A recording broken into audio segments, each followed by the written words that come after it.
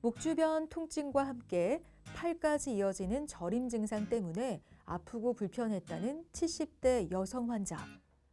목이 아프고 팔이 아프고 저려가지고 왔어요. 어느 쪽? 왼쪽에 팔이 저려서 오른쪽 팔이에요? 오른쪽이요. 오른쪽. 예, 팔이 이렇게 해서 예. 여기까지도 손까지도 저리세요? 아니 손은 안 저린데 여기서. 네. 여기서 여기까지 이렇게 저리세요? 예. 네, 여기까지. 예.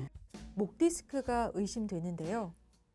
보통은 이제 그 목 주변으로 통증이 생기고 이제 연관통이라 그래서 날개 쭉지를 따라서 통증이 오거나 심한 경우에는 이제 팔이 저린 증상 이런 것들이 대표적인 증상이고 눌리는 신경 분포에 따라서 상바까지 이 정도까지만 통증이 올 수도 있고 손까지 저릴 수도 있습니다. 제가 목을 이렇게 해서 오른쪽 팔이 아프다고 하셨으니까 이렇게 할 때 통증이 팔 쪽으로 통증이 더 오시나요? 자, 이렇게 하면 어떠세요? 예, 이렇게 해서도 통증이 오고 예.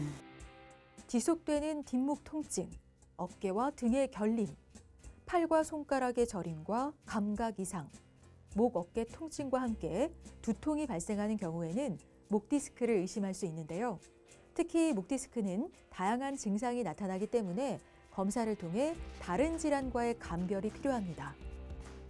팔저림이 있을 경우에는 가장 대표적인 게 흉곽출구 증후군이랑 감별을 해야 되는데 일단 기본적으로 MRI를 찍어서 신경이 눌리는 데가 없다 그러면 흉곽출구 증후군을 의심을 할 수가 있는데 생각보다 꽤 환자분들이 계시고 그러면 어디에선가 이제 눌린다는 건데 거기 부분을 찾아서 이제 치료를 해야 되는 부분들이 있고 그다음에 아까도 이제 말씀드렸다시피 승모근이라든지 견갑 거근이 긴장이 변화가 오거나 양쪽 길이가 달라지면서 오는 이제 근육통이 있을 경우에 이제 날개 축지나 이런 데로 통증이 생기고 이럴 수가 있기 때문에 그런 것들하고 감별이 조금 필요합니다.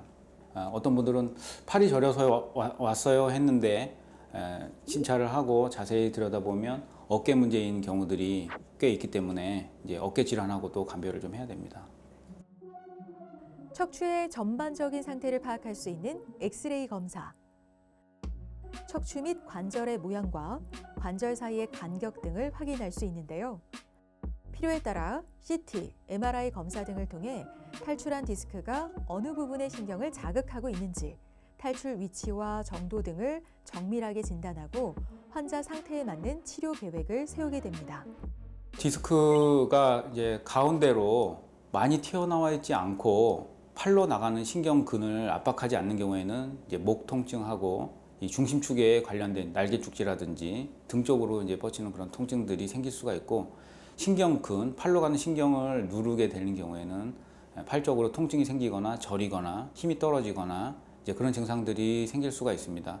그리고 신경 통로에 전체적으로 디스크가 아주 많이 터져가지고 척수를 압박하는 경우에는 이제 흉추 이하, 다리까지 증상이 발생할 수가 있고 저림감이나 위압감, 마비 증상 이런 것들이 좀 생길 수가 있습니다. 전체 목 디스크 환자 중 80%는 보존적 치료로 호전될 수 있어 증상이 심해지기 전에 치료하는 게 좋은데요. 목 디스크 등 척추 질환 치료에 널리 이용되는 신경 차단술. 실시간 투시 장비를 이용하여 압박받은 목표 신경 부위에 아주 가는 바늘을 정확히 접근해 약물을 주입하는데요. 염증을 가라앉히고 통증을 개선하는 효과가 있습니다.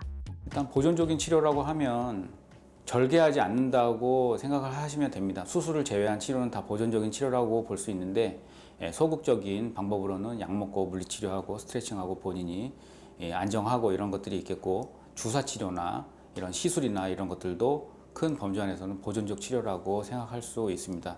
적극적으로 한다 그러면 수술하기 전에 최대한 이제 시술을 해볼 수가 있는데 통증이 뭐 심하지 않은데 뭐 시술을 할 필요는 없겠죠.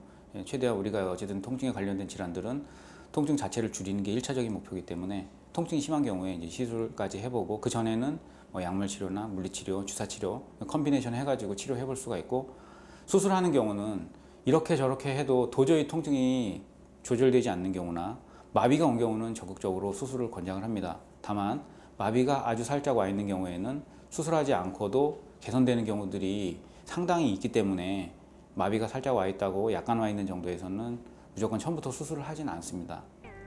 전체 환자의 5% 정도는 손상 정도가 심해 기능적 회복이 어렵다고 판단되기도 하는데요.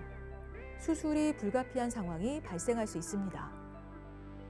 튀어나온 디스크가 중추신경을 압박하거나 운동신경에 마비가 오는 경우 척추 유압술, 인공디스크 치환술 등 수술 치료를 고려하게 됩니다.